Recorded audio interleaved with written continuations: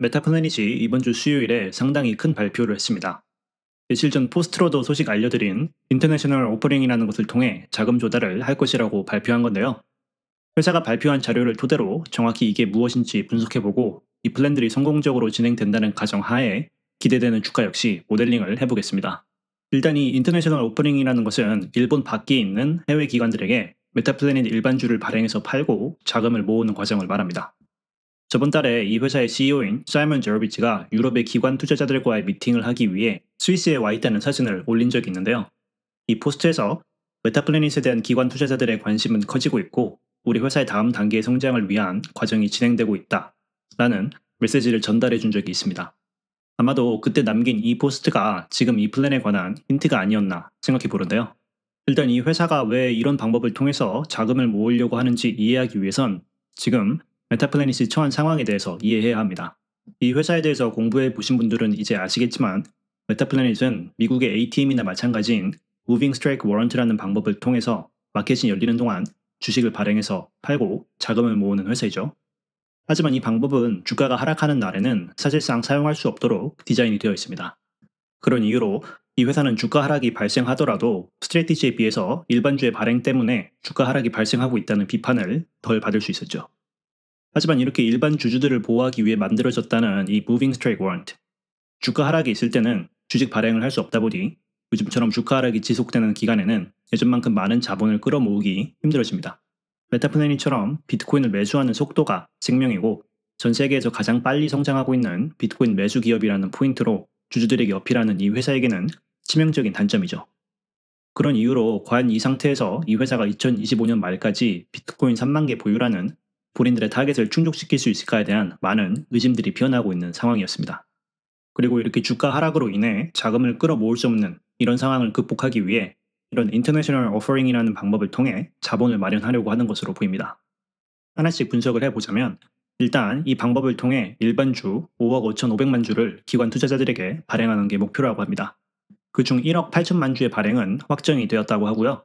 9월 1일에 있을 주주총회에서 발행할 수 있는 일반주의 숫자를 늘리는 건에 대한 투표가 예정되어 있는데 이 안건이 통과되어서 발행할 수 있는 일반주의 숫자가 지금보다 더 늘어나게 되고 거기에 더해 기관들의 수요가 있을 경우 나머지 3억 7,500만 주의 일반주를 더 발행할 수 있다고 합니다. 그리고 기관 투자자들에게 판매하는 메타플래닛 주식의 가격은 9월 9일에서 9월 11일 사이에 메타플래닛 주가로 결정된다고 하네요.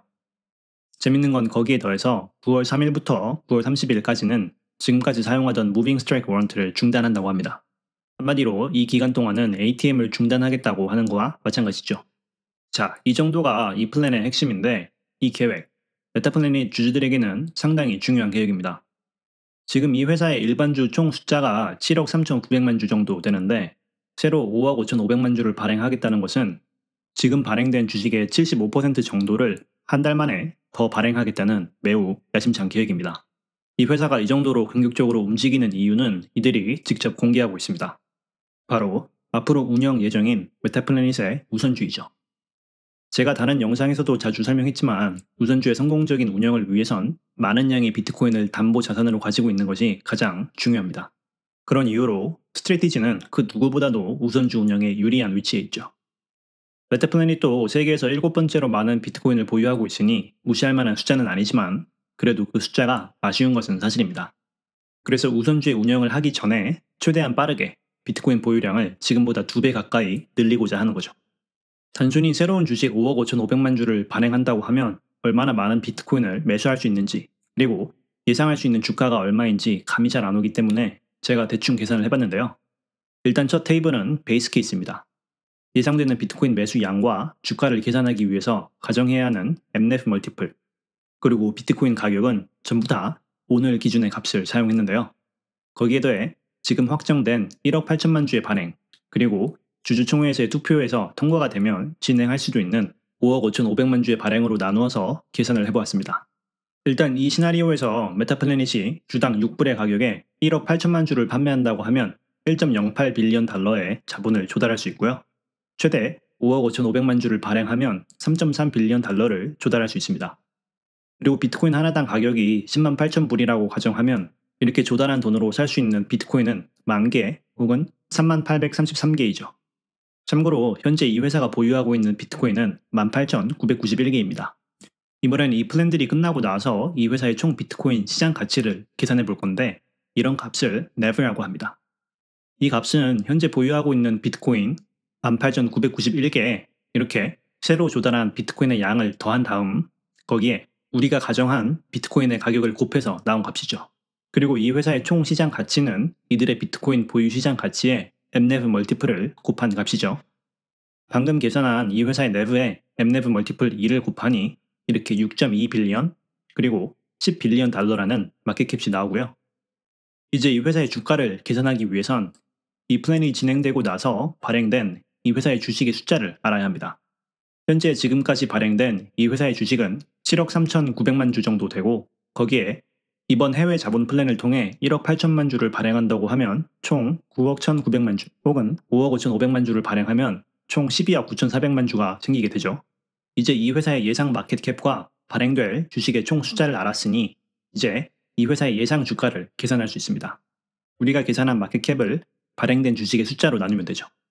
그러면 6.8불과 8.3불이라는 값이 나오고 엔화로 표현하면 994엔 혹은 1214엔이라는 값이 나오네요. 그리고 처음에 우리가 가정한 메타플래닛의 주가가 881엔 정도 되었으니 이렇게 자금 조달이 끝나고 나서 12.9% 혹은 37.8%의 주가 상승률이 있는 걸 볼 수 있습니다. 이번엔 상황을 조금 좋게 보는 불 케이스를 보면 이번엔 9월 9일에서 9월 11일 사이에 거래되는 메타플래닛의 주가가 9불 정도에 거래되어서 MNAV 멀티플이 3에 달한다고 해봅시다. 지금보다 주가가 50% 정도 상승한다는 가정이죠. 거기에 비트코인 하나당 가격은 10만 8천 불로 그대로 유지할게요. 이렇게 될 경우 주가가 상승했기 때문에 조달한 자본의 규모가 더 커지는 게 보이고 마찬가지로 매수할 수 있는 비트코인의 양 또한 증가하는 게 보입니다.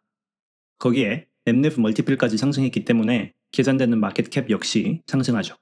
그런 이유로 이렇게 메타플래닛이 지금보다 고평가를 받고 있을 때 자본 조달을 한다는 가정을 하는 이런 시나리오에서는 예상되는 주가가 1749엔, 2384엔이고 주가 상승률로 따지면 32%, 80%인 것을 볼 수 있습니다.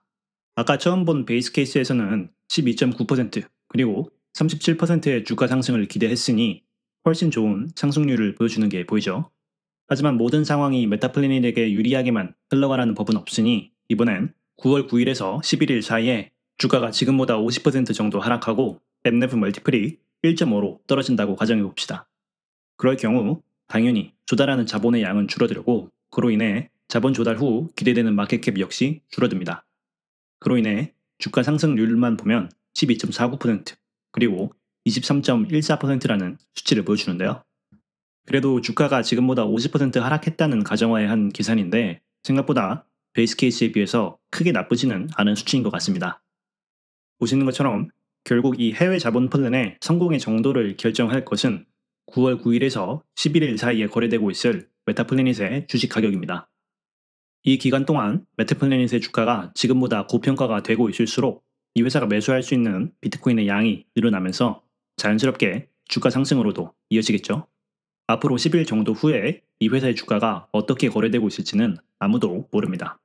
어떤 투자자들은 기관들이 메타플래닛 주식을 싸게 매수하기 위해서 지금부터 공매도를 더 적극적으로 할 것이다라는 그럴듯한 음모론을 펼치시는 분들도 있고 주가 상승에 방해가 되는 무빙 스트라이크 워런트가 9월 달에는 없을 것이니 9월부터는 주가 상승이 있을 것이다라고 기대하시는 분들도 있는데요.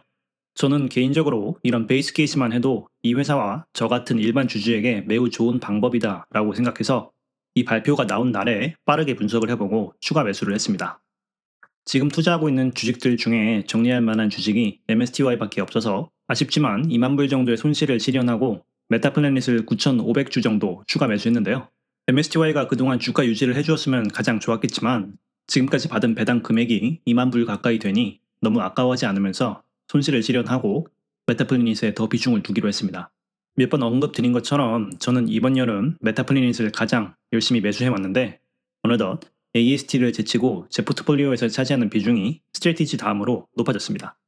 마지막으로 제가 항상 말씀드리지만 제가 이런 공격적인 투자를 하고 그 플랜들을 이렇게 공유한다고 여러분도 똑같이 따라하시면 안 됩니다. 사실 여러분 돈이니까 따라하시는 건 본인 자유고 제가 참견할 바 아니지만 제가 이렇게 공격적으로 투자하는 건 단기간에 메타플래닛의 주가가 상승할 것이라는 확신이 있어서가 아니고 장기적으로 이 회사의 주가가 상승할 것이라는 확신이 있어서라는 점 꼭 기억하시고, 혹시라도 당장 한 달 뒤에 이 회사의 주가가 50% 폭락하더라도 그때 가서 제 욕하시면서 당신 때문에 돈 잃었다 이런 말 하시면 안 됩니다. 남이 가지고 있는 투자에 대한 확신은 영상 하나 본다고 빌릴 수 있는 게 아니라는 점 꼭 기억하시면서, 주식시장과 비트코인의 가격은 단기적으로 어떤 일이든 일어날 수 있다는 점 인지하시면서 신중한 투자 하시길 바랍니다.